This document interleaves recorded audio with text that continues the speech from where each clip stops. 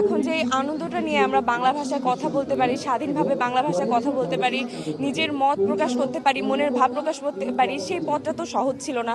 1952 সালে ভাষা শহীদরা তাদের জীবন দান করেছে ভাষা আন্দোলনের মাধ্যমে, তারপরেই কিন্তু আমরা এই মাতৃভাষা বাংলাটাকে অর্জন করেছি। তারপরে এখন এটা কিন্তু বিশ্বব্যাপী আন্তর্জাতিক মাতৃভাষা দিবস নামেও স্বীকৃত। আর আমাদেরই মাতৃভাষার দিবসটা যখন আন্তর্জাতিক পর্যায়ে মাতৃভাষা দিবস হিসেবে স্বীকৃত, তখন সেই দিবসটা আমরা নিজেরাও স্বতঃস্ফূর্তভাবে পালন করতে পেরে কিন্তু আমাদের অনেক অনেক বেশি ভালো লাগে এবং আনন্দিত লাগে।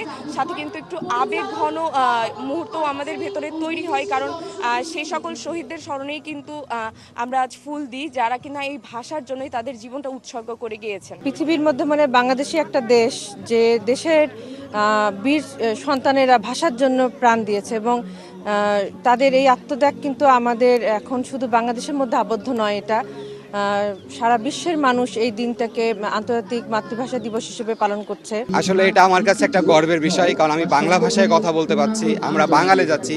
আর সারা বিশ্ব আজ আমাদের এই বাংলা ভাষার কারণে আমাদেরকে চেনে, আমাদের 21শে ফেব্রুয়ারির কারণে আমাদের ভাষাকে চেনে এবং আমাদের ভাষার প্রতি সম্মান করে আমাদের যে ইন্টারন্যাশনাল মাদার ল্যাঙ্গুয়েজ ডে সেটা আজই পালিত হচ্ছে। তো এটা আমাদের কাছে সত্যি অনেক গর্বের একটা বিষয়। আমাদের জন্য একটা আবেগের জায়গা হচ্ছে আমাদের মাতৃভাষা, এটাই আমাদের মায়ের শেখানো ভাষা।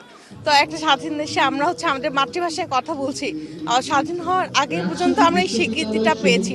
এটার পিছনে যে অবদানটা সেটা হচ্ছে ভাষা শহীদদের। তো অবশ্যই তারা স্মরণযোগ্য এবং আমরা আজকে শ্রদ্ধা করে স্মরণ করছি তাদের।